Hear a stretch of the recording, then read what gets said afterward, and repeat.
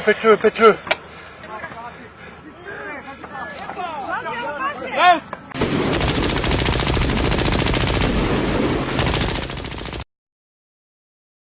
Com a Síria mergulhada em conflito interno, potências regionais e internacionais foram arrastadas para o conflito, como os Estados Unidos, na época presididos por Barack Obama, e a União Europeia.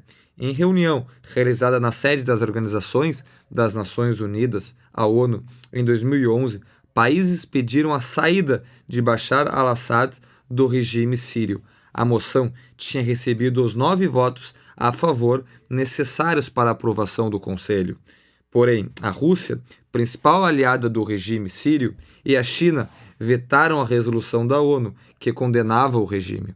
O saldo final foi o descontentamento de diversos países que queriam ver o fim da guerra através de um acordo. Autores da proposta, França, Grã-Bretanha, Alemanha e Portugal, reagiram indignados ao veto, após semana de negociações que atenuaram o conteúdo do texto e retiraram dele todas as referências diretas às sanções. Países como Brasil, Índia, África do Sul e Líbano se abstiveram da votação. No primeiro dia do ano foi divulgado um balanço que assustou quem acompanha a guerra.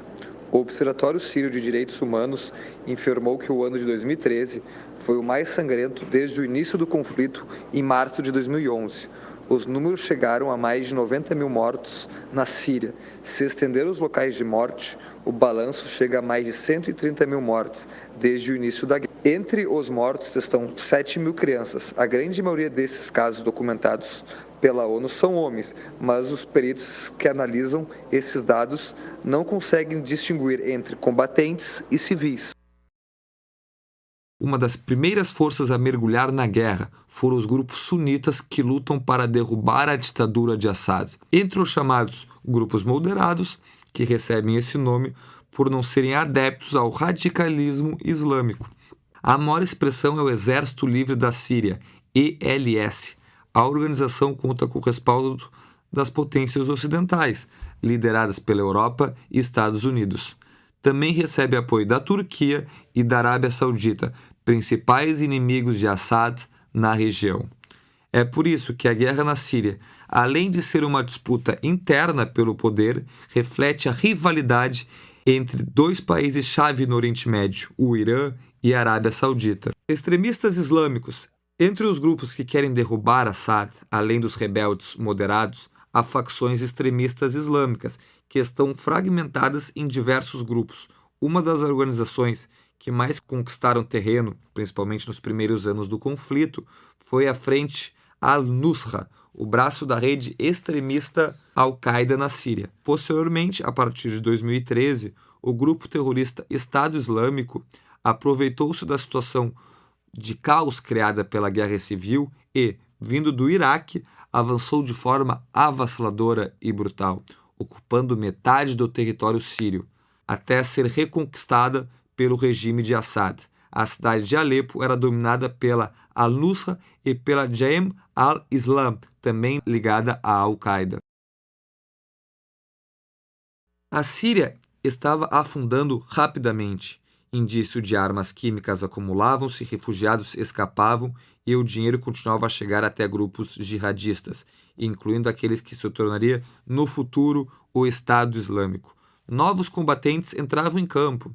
O Hezbollah e as milícias com apoio iraniano operavam com o regime de Assad, enquanto no nordeste do país quem mandava eram os guerreiros curdos, uma tentativa de assegurar sua própria autonomia. Enquanto o país se despedaçava, organizações terroristas preenchiam vazios de ambos os lados. Até metade de 2013, grupos de oposição ganharam ainda mais espaço em Damasco, capital da Síria. Por desespero militar ou brutalidade pura, Assad dobrou o uso de armas químicas. Em 21 de agosto de 2013, quase um ano após Obama delimitar a fatídica linha vermelha, os militares sírios lançaram foguetes cheios de sarin em Guta, na região leste de Damasco. Um ataque que, de acordo com estimativas dos Estados Unidos, matou cerca de 1.400 civis. Enquanto navios de guerra reuniam-se na costa síria para uma possível retaliação, Obama voltou atrás sob pressão do Congresso e de sua base de apoio, optando pela proposta da Rússia, que supostamente livraria a Síria de armas químicas. Mais ao norte do país, perto da fronteira com a Turquia, a cidade de Raqqa, de 200 mil habitantes, começou a ser ocupada por células do Estado Islâmico em janeiro de 2013, após a retirada das forças leais ao presidente Bashar al-Assad. Desde então, a cidade tornou-se palco de algumas das maiores atrocidades cometidas pelo Estado Islâmico, como fazer crianças executarem reféns e o assassinato de uma mãe por seu filho jihadista. Além disso, serviu de esconderijo para o califa do Estado Islâmico Abu Bakr al-Baghdadi. Damasco é o lugar em que todos os olhos estão mirando suas armas. Na capital da Síria, Assad luta ferozmente contra rebeldes e extremistas sírios por o controle da cidade e de seus bairros mais distantes. Não é uma batalha fácil para os envolvidos no conflito. As lutas continuam com altas baixas de ambos os lados. Importante ressaltar, Assad nunca perdeu o controle do centro de Damasco, porém os seus arredores foram conquistados por rebeldes. Nessa região da cidade foi onde aconteceram as principais batalhas. Em 2014, alegando ser descendente de Maomé, Bagdad, o líder do Estado Islâmico, decretou a criação de um califa, um Estado governado conforme a interpretação das leis islâmicas. Autoproclamou-se califa e conclamou muçulmanos ao redor do mundo a jurar fidelidade e migrar para o território controlado pelo grupo.